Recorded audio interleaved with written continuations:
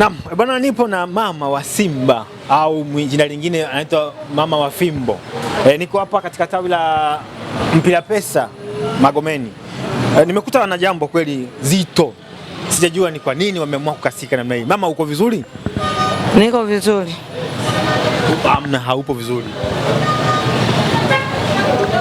Mimi naona kabisa haupo vizuri. Kwa nini hamko vizuri? Tuko vizuri kwa sababu mambo yanavyoendelea yanaenda sio sawa. Sio sawa kwa sababu mimi unajua mara nyingi huwa sipendi kuongea. Huwa nasubiria watu wanaongea, wanamaliza, alafu mimi ndo naingia kwenda kumalizia. Jambo ambalo pamoja watu wengi wanaweza wakapata mshtuko. Wakawaza kwa nini kesho ni mechi yetu alafu wanachafuka hawa watu? Kwa nini wameenda kutengeneza hiki kitu wakati kesho ni mechi yetu? Sisi kesho ni mechi yetu lakini ni mechi ya maombolezo.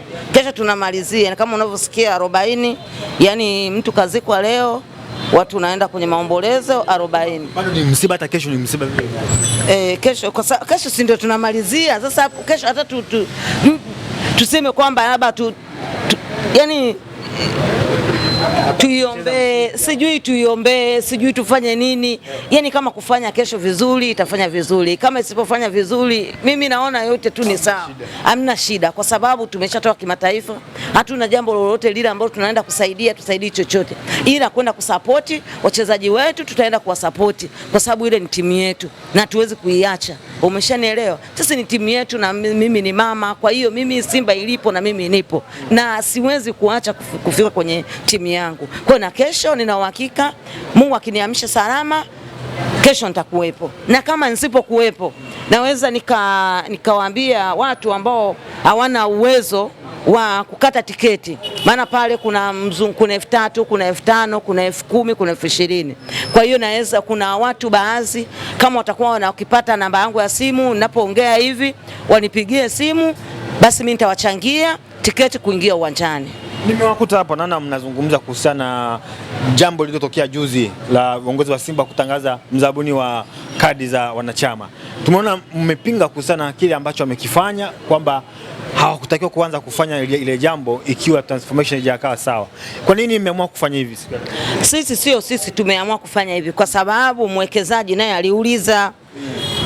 Na kama ameuliza watu wakalipuka, wakaanza mitandaoni na nyie hao waandishi wa habari sijui ndo sijui wachambuzi, na kwambia kila mmoja alilipuka, utafikiri kwamba ndo anakopatia mshahara hapo. Kila mtu alilipuka. Na wanakuambia usio ulijua ni sawa na usiku wa giza. Yule aliuliza jambo ambalo alikuwa analifahamu, alikuwa anauliza jambo ambalo yeye yupo mle, wao ndo walipanga hilo jambo.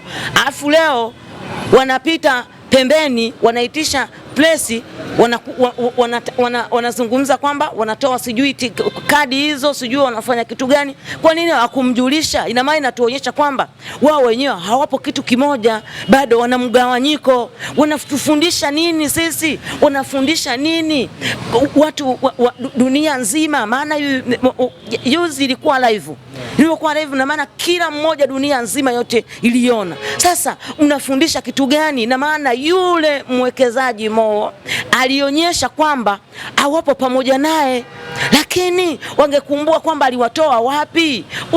Usione chungu kipya ukatupa cha zamani. Inaonyesha nini? Hebu naomba viongozi wanaonyesha nini kitu hicho kionyesha? Yani mimi nauliza wao wenyewe ndio wanaofanya kwamba hata sisi wanachama na watu wengine uingie mgawanyiko. Hao viongozi kauliza tu kitu ambacho ameuliza. Mimi ngoja nikuulize jambo moja. Mtu asielewa, nadhani watanielewa, watashindwa kunielewa, watazungumza wanavyoamua kinitukana, kufanya nini. Mimi naona sioni kama kuna shida. Umeona? Mfano, ngoja nikuulize kitu. Ni kutokujua sheria.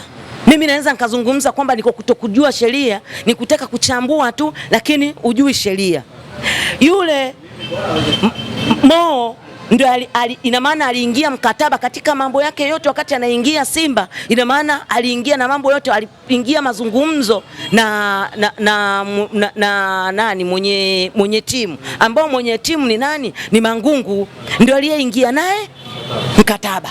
Na kama mazungumzo walikuwa na mazungumzo naye yule Magoli ambao yani ni mwenyekiti wake akuwepo katika yale mazungumzo. Umeshanielewa? Sasa anakuja kushtuka jambo ambalo walikuwa wameshaliongelea, anaona kwamba limelipuka, linatolewa mtandaoni, liko wazi. Umeona? Makubaliano ambayo waliweka ameharibu. Akaona kwamba ameharibu. Iko hivi, mfano mimi ni mpangaji. Nimekuja kupanga kwa nani? Tumtaje jina, labda kwa Ibrahim. Nilivyoenda kupanga kwa Ibrahim, lakini kuna mtu ambaye ni kijana wangu, mimi nasafiri nikamwacha pale. Mimi nakuja kushtukia, naona mlango umefanya nini? Umefungwa. Na wakati mimi ndio niliingia mkataba na nani? Na mwenye nyumba, lakini mlango unafungwa. Umeshanielewa? Umefungwa, ina maana funguo hata huyu hana, kwa sababu hahusiki katika lile jambo. Mimi nimemwachia ofisi, kamwachia pale kwenye pango lile pale, lakini mimi ndio nayehusika na nani? Na yule mwenye nyumba. Mimi kwa nini nisimpigie mwenye nyumba kumuuliza kwa nini umefunga mlango?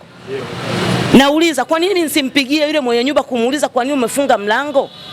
Na ukizingatia Mo ni mwanachama na aliingia mle kama mwanachama, kwa hiyo yule anahusika mle ndani. Kwa hiyo alikuwa anatakiwa kufikisha habari kwa wanachama na washabiki. Mo ni shai kugundua Mo tumefungwa goli, Mo analia. Kwa hiyo yule ni mwanachama alafu ni mshabiki kindakindaki, lazima aulize, kwa sababu ndio mikataba ambao walikuwa wamekubaliana. Huyu kavunja. Kwa nini? Yule aliyeingia naye mkataba ndo alitakiwa mjulishe. Aliyeingia mkataba naye ni nani? Aliyeingia naye mkataba alikuwa ni Mangungu. Kwa nini hakumjulisha wakati hili jambo linaenda kupangwa? Kwa nini hakumjulisha? Na kama huyu atakuwa alimjulisha huyu nani Magoli, basi Magoli alifanya vibaya. Huyu alikuwa na haki, alikuwa anatakiwa mwambie, alikuwa na haki na huyu kuuliza kama hao wamenificha. Kwa nini mimi? Maana yule ni mwanachama na ni mshabiki, ana uwezo wa kuuliza chochote. Hayupo kama mwekezaji, kama nyewe mnaolipuka amjui sheria au amjui kuingia kiuhalisia kwa mtu, ndio tunataka tuambie. Yeye ni mwakilishi pale. Nani? Magoli. Magoli ni mwakilishi. Yani maana yake kwamba yule mwakilishi akuweza kumfikishia taarifa. Umefanya siri na huyu. Umenielewa? Kama walifanya siri, sasa unategemea yeye afanye nini? Halafu ametumia, kwa sababu yeye ni mwanachama, halafu ni mshabiki, lazima afikishe kwa wanachama na mashabiki. Kwa hiyo alifikisha kwetu. Lengo lake alikuwa anafikisha kwetu. Ile comment yake ni kwa sababu ya alikuwa ajui. Alikuwa ajui kilichokuwa kinaendelea. Kwa hiyo kwa sababu sisi tunamtambua na tunamjua kama mashabiki na wanachama na wenye timu, sisi ndio wenye timu. Huyu Mangungu yeye yani tuseme analinda, ni mlinzi. Tumemkabidhi alinde, sio kusema kwamba yeye ndio mwenye timu, lakini makubaliano walikubaliana naye. Kwa nini yeye akumpa taarifa wakati walikuwa na makubaliano? Kila kitu walikuwa na makubaliano katika ule mfumo. Kwa nini akumfikishia taarifa? Kwa hiyo na yeye baada ya kuona huyu hajampa taarifa, ilibidi atufikishie sisi. Wao wasifikiri kwamba alikuwa anafikisha kwao. Yule alifikisha kwetu, mashabiki wenzie na wanachama wenzie ndio alikofikisha. Ndio maana kuandika barua kuwatumia wao, akufanya kitu chochote. Yeye aliingia kwenye public, alifanya public kutufikishia sisi. Ndio maana sisi tumefika hapa kwa ajili ya kumuongelea. Kwa maana unataka kumaanisha kwamba si wakina Mangungu na Magoli wamemzunguka ndio maana yake. Ndio maana yeye alituletea taarifa. Katuletea taarifa sisi mashabiki wenzie na wanachama wenzie, ndio katufikishia taarifa hizi kwamba kinachofanyika ndio hiki hapa.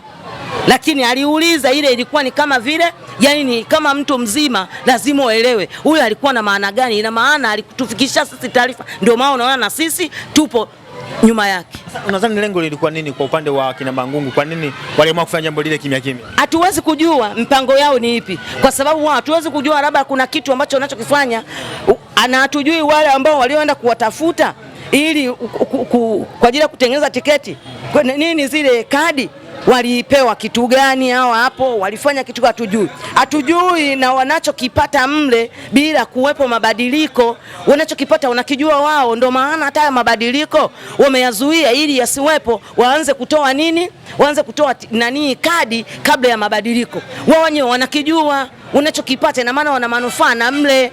Ndio maana wameleta taharuki ya kuleta ugomvi. Na ngoja nikuulize, walimuuliza Mangungu kwamba kwa nini Mo ameuliza jambo hili. Aliuliza, nadhani kuna clip fulani alikuwa anaulizwa, aliambia kwamba msiniulize mimi, kamuulize afisa habari wake. Ina maana yeye afisa habari amtambui. Mbona maneno ambayo ni magumu, ambayo yasiyokuwa na maana? Ni mtu ambao ni mtu mzima, ni kiongozi, takiwa majibu uliojibu swali ulivyoulizwa. Pengine tafsiri yake ni nini Mangungu kuamua kufanya jambo kama hili? Huenda ndiye anayekwamisha Simba mpaka kufikia hatua iliyo. Yeye ndio anayekwamisha majibu. Sasa majibu utayapataje? Majibu si ndo kama haya, unatakiwa utamkiwe. Yani na maana umeshaona, yani majibu umepewa. Hata kama hujui kusoma, hata hata kusomea kwenye picha yenyewe uioni. Hujui kusoma, hujui kuandika, hata picha hujui kuangalia. Pale ndio uoneshe sasa, hilo naonesha kwamba yeye alikuwa ndio anayezuia hiki kitu kisifanyike. Tutakaa na umaskini, tutakaa na shida, hatutopata kiwanja, hatutopata chochote kile. Tukiendelea kwenye ujinga huu wa namna hii, hatuwezi kupata chochote. Takaa tu tunawalisha, tunawashibisha matumbo, wanashibishwa matumbo tu watu wengine. Timu zetu